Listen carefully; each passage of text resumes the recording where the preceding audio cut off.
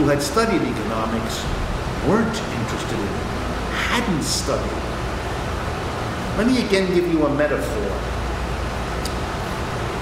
Suppose somebody was trying to study your family, and they used sociology, and they used biology and anatomy, and all different sciences to try to understand your family. And then along comes a man or a woman who says, wait a minute, there's something seriously missing. I mean, all these studies have learned things that are useful, but I immediately noticed there's something missing.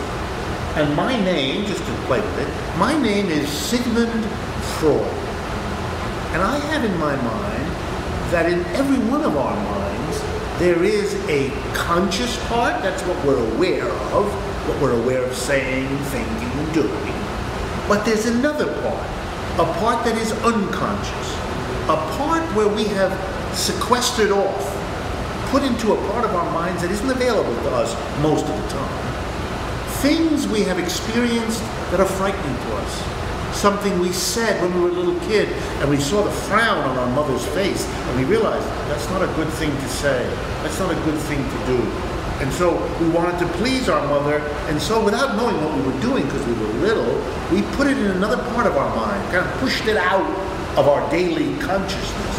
But it turns out, Freud argued, that every human being has an unconscious, and periodically that unconscious erupts into your conscious life. He gave examples. A slip of the tongue, when something comes out of your mouth that you didn't mean to say, but that's your unconscious talking. Dreams, another time when your unconscious can become semi-aware for you. Well, think of Marx like this. He's like Freud.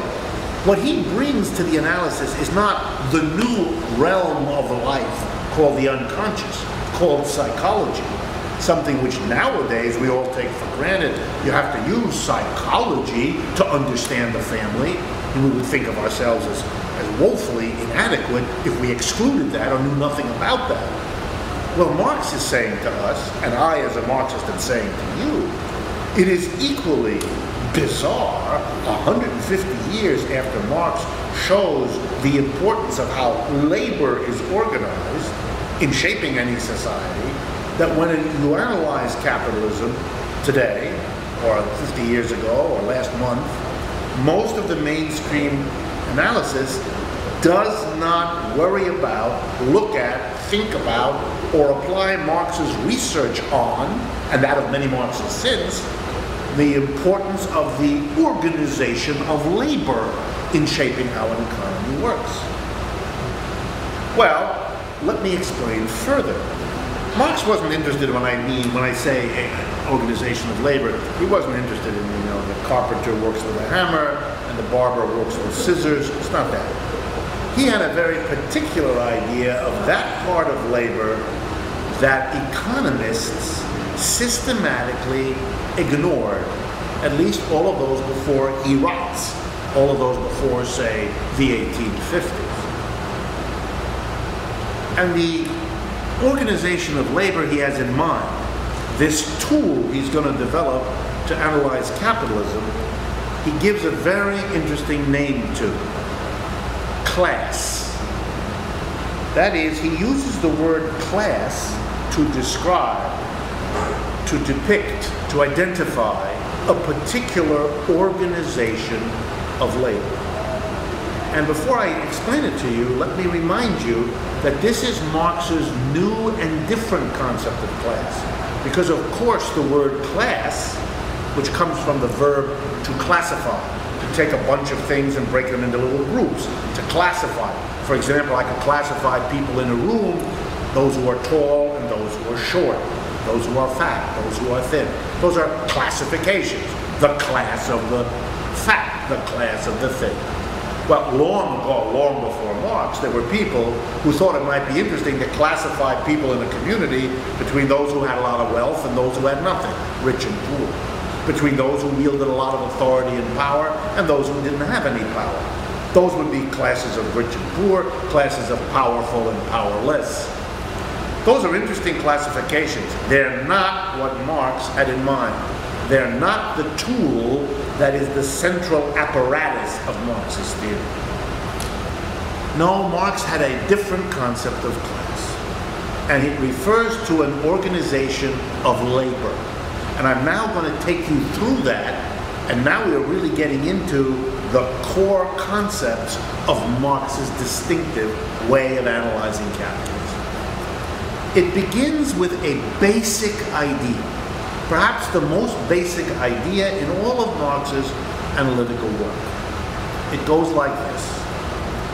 In every community of human beings, a household, a tribe, a clan, a village, a nation, no matter how big or small, in every reproducing community, one that lasts through time, you will find, Marx says, that some people in the community do work.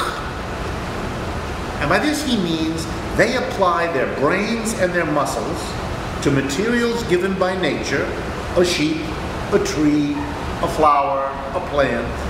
They transform the natural material into something useful for human consumption. They convert a tree into a chair, a sheep's wool into a shirt, an electronic system into a software program, whatever. And Marx says in every community, however, we need to notice that not all of the people in it are doing work. That is, some are working and some are not. And what's interesting, he says, is that it is always true that those who do the work produce an output of goods and services, shirts, chairs, software programs, whatever, that is larger than the quantity of those goods and services these workers themselves consume. In other words, if they're making food, they make more than they themselves eat. If they're making clothing, they make more than they themselves wear, and so forth. And now Marx says the other half of this story is that in every community there are people who do not work, who do not, in the sense I have been using it, apply their brains and muscles to producing the basic goods and services of this society.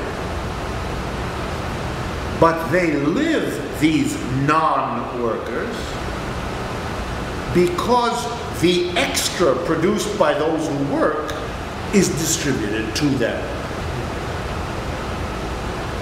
Let me give you the simplest examples. Most human communities, not all, but most human communities do not expect small children to work. 1 year old, 2 years old, they don't work. But yet they are fed and clothed and housed. The only way a human being can consume, if he or she does not help to produce, is if somebody else is producing more than they get to keep and consume. That's the only way this can happen. Likewise, in many communities, old people, people determined to be beyond a certain age, are retired from work. They are allowed to continue to eat and wear outfits and keep warm and so forth. So they again have to be sustained by getting a distribution of whatever is left over from what the workers produce that they themselves don't consume. And now there are others. Sick people would be another one. Maybe people who are told, you don't have to produce goods and services, we want you to amuse us while we work. You don't make shirts and shoes and tables. You sing to those people who make shirts and suits and tables. Well, here's another one. We're afraid that people from over the hill will come and take our stuff. So we're going to have 3 or 4 people who stand around all day with a big stick to ward off those other people. Do they help produce the goods and services we all consume? Nope. And they have to be sustained. So Marx begins to develop an analysis, and it goes like this. Every human society generates a surplus. All that idea means is that the subpopulation, the portion of the population that works, always produces more than it itself consumes. And that more, that extra output beyond what the workers themselves get, that's what the word surplus means. That's what it designates. So in every society, Marx says, surpluses are produced and distributed. But now the punchline. It turns out, Marx says, two immediately important consequences come from this fundamental insight he has into human society. By the way, he's not arguing that this organization of surplus is more important than how people dance or sing or get married or do 1,000 other things. He's not saying, he's not ranking their importance. He would think that whole idea is silly. And if you ask, well then why does Marx focus on that? He focuses on it because everybody else missed it. It's the same answer you'd give to why did Sigmund Freud focus on the unconscious? Did he think that other parts of life didn't count or didn't count as much as psychology? No. He focused on psychology because he wanted to add something to what people understood about the world, to offer a contribution that would help us understand more complexly, more subtly, more comprehensively than we had in the past. Marx is driven, but he also has the politics. He doesn't think people hadn't yet gotten to the issue of class. He thinks people were very scared of looking at class. Something which, by the way, Freud also covered. To this day, large numbers of people are very afraid of asking questions about their psychological processes for fear that that will uncover things about themselves or their family that frighten them. So Marx begins to look at the two aspects I want you to think about that come right out of this notion of surplus as being always produced. The first idea Marx has is how a society functions, its politics, its culture, its sexual relations, its personal interactions, its friendships, whatever, are going to be shaped by this. They're going to be shaped by, for example, deciding who's going to be among the people doing the work and who isn't. And how much of what those workers produce in the way of surplus is going to go to this kind of person who isn't working, as opposed to that kind of these questions of how you organize, they're going to shape everything else about that society. This is no minor matter. This is not about whether you pick your nose with your pinky or your index finger. This has major consequences.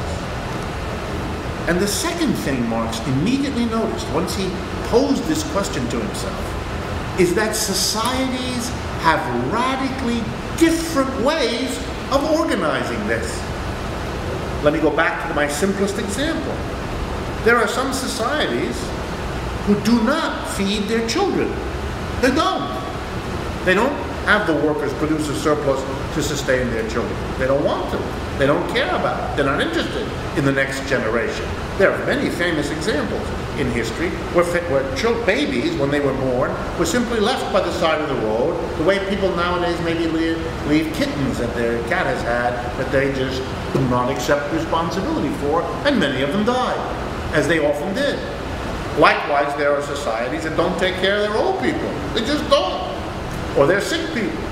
In other words, every society has to make a decision. Who's going to do work? Who's going to produce the surplus, the workers? And who's going to get it? And how much are they going to get? Are we going to give our children a lot, but the old people a little?